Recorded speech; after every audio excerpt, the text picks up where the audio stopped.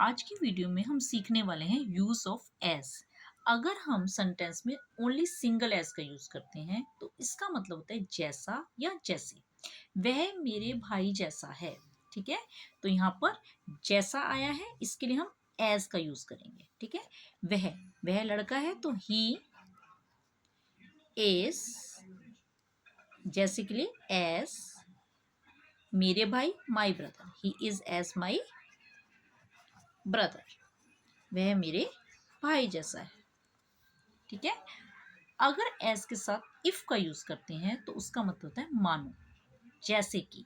ठीक है, वह ऐसे बोलता है जैसे मानो कि, यहाँ पे मानो कि आया है। वह ऐसे बोलता है जैसे मानो सब कुछ जानता है, तो इसका मतलब होता है एज इफ का मतलब मानो, जैसे कि। ठीक है, तो ही बोलता है, ही स्पीक्स, या आप बोल सकते हो ही टॉक्स एज इफ। यहां पर मैंने एज इफ का यूज किया, मानो कि। ही नोस एवरीथिंग।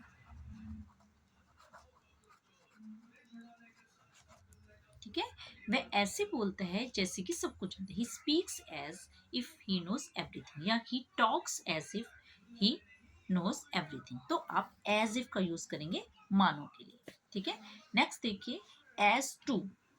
अगर एज के साथ हम टू का यूज करते हैं तो उसका मतलब होता है के बारे में।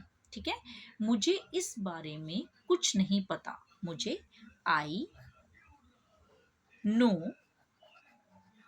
नो मीन्स जानना, नथिंग, मैं कुछ नहीं जानता। किस लिए, किसके बारे में, मुझे इस बारे में कुछ नहीं पता। किसके बारे में, इसके बारे में लिखने के लिए एज टू का यूज करें। I know nothing as to, इसके बारे में, तो दिस मैटर।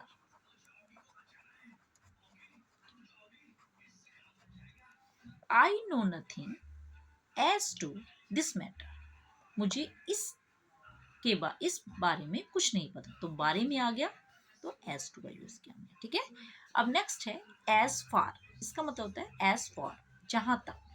जहां तक मेरी बात है मैं तैयार हूं, तो जहां तक के लिए आप किसका यूज करेंगे, as for. As for me I am ready, जहां तक मेरी बात है मैं तैयार। नेक्स्ट है एज येट। एज के साथ येट का यूज, अभी तक। इसका मतलब अभी तक। वह नहीं आया, तो मतलब वह नहीं आ चुका, तो he has not come as yet, अभी तक, वह अभी तक नहीं आया। तो इस तरीके से और भी यूजेस हैं जो कि मैं अपनी नेक्स्ट वीडियो में बताने वाली हूँ। तो ये सब एज के यूज हैं। अगर सिंगुलर सिंपल एज का ही यूज करेंगे तो उसका मतलब जैसे, वह मेरे भाई जैसा, he is as my brother. और भी कहीं एज का यूज करते हैं तो वह उतना ही लंबा है जितना कि मेरा भाई, he is as tall as my brother.